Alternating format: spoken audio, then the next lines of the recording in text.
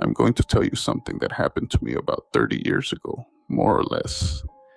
It's a strange story that I forgot about for a long time, but over the last several months, it has been constantly coming back to me.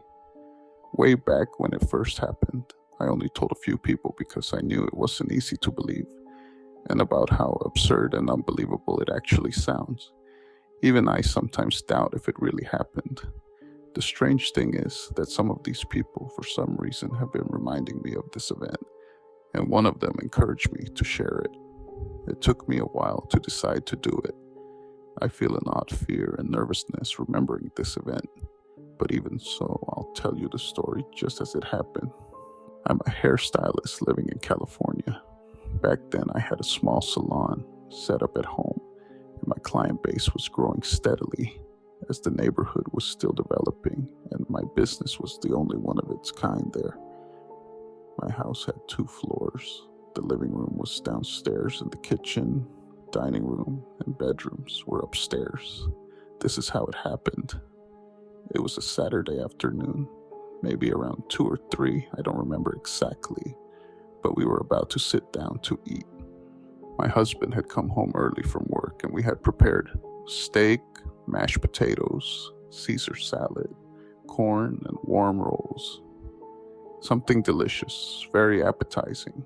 I'm telling you all these details because I remember them clearly, and for some reason they don't seem important, almost like they shouldn't be. Just before we sat down to eat, the doorbell rang for the salon, and when I turned to look through the glass window on the door, I saw a young woman I didn't know. My reaction was one of some annoyance because I was about to feast on this lovely food, and I told my husband. He said, "Well, tell her you can't do work right now. Just let me see what she wants," I replied, and I went to open the door. She was a normal girl, about 5 feet, 6 inches, wearing blue jeans, sneakers, and a loose white t-shirt with a slogan on it that I don't remember. She had blonde hair down to her shoulders. She asked for a color service. I took her to the styling area to check her hair, and I noticed it was in several shades of blonde and very uneven. She wanted me to make the color even and as light as possible. Doing that type of work is very labor intensive, and it takes hours. I thought, I won't eat now, and I told her it would take a long time, so I gave her a very high price, which I don't remember exactly, but I know it was a lot, with the intention of her saying no. But to my surprise, she actually agreed and said it was fine, so I told my husband to eat without me. While I finished working, I started with this complicated process, which, as I said, takes a lot of time. I had to apply the product multiple times, and every time I took her to the sink to rinse her hair, I noticed that whenever I passed my hand behind her ears and around her head, she would move her head sharply to the side, as if trying to avoid having me get too close. It was as if she were afraid I might touch the back of her ears or get water inside them. But I felt something strange as I gently ran my hand over her skin.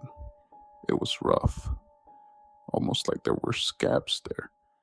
I thought maybe it was from her earrings. She wouldn't stop looking at me in the mirror, and we spent the whole time talking about things I've forgotten, but I know she asked a lot of questions about me, and she seemed very interested in my answers. I don't remember the questions, only that she talked more than I did. When the hair was finally a clear, even blonde about 3 hours later, I was about to apply the finishing touch, but I was already very curious to see what was behind her ears. So I decided that while I was washing her hair, I had to find out what was there, and I wasn't going to let that chance slip by. When I took her to the sink, I passed my hand behind her ear, and she turned her head to the opposite side. That's when I froze. Behind the pavilion of her ear, from the middle of it down, there was an opening, like the gills of a fish. It wasn't a cut. She had it on both ears, like it was deliberately visible. And at the end of the opening, there was a hole. I felt panic and didn't know what to do. Automatically, I kept washing her hair, and she was silent, only staring at me intensely from the sink as if to say, "Now you've seen me. What will you do?" I started talking nervously, trying to act normal. I took her back to the styling area.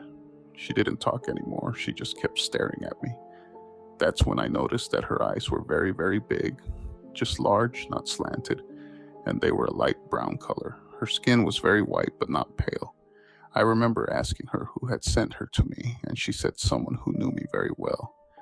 I asked her where she was from, and she replied, "From around here, I've been highly recommended." But the neighborhood was just starting to populate, and the neighbors were few. I knew everyone living there, and she was definitely not from this place. Once her hair was done, she asked me to cut her bangs, and when I finally showed her the result, she smiled, satisfied. She stood up to pay me and even gave me more money as a tip. She said, "Thank you, I liked it a lot. I'll come back." And then hugged me, pulling me close. That's when I noticed something strange, something I couldn't quite wrap my mind around. As she hugged me, I realized that her head had risen higher than it should have. She was now easily 10 inches taller than when I first saw her. The top of her head now reached far above my shoulder. It was as if she had grown in height right before my eyes, and I couldn't explain it. It was subtle but unmistakable.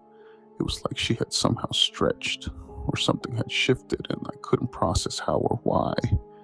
I don't know how I controlled myself at that moment to not run away.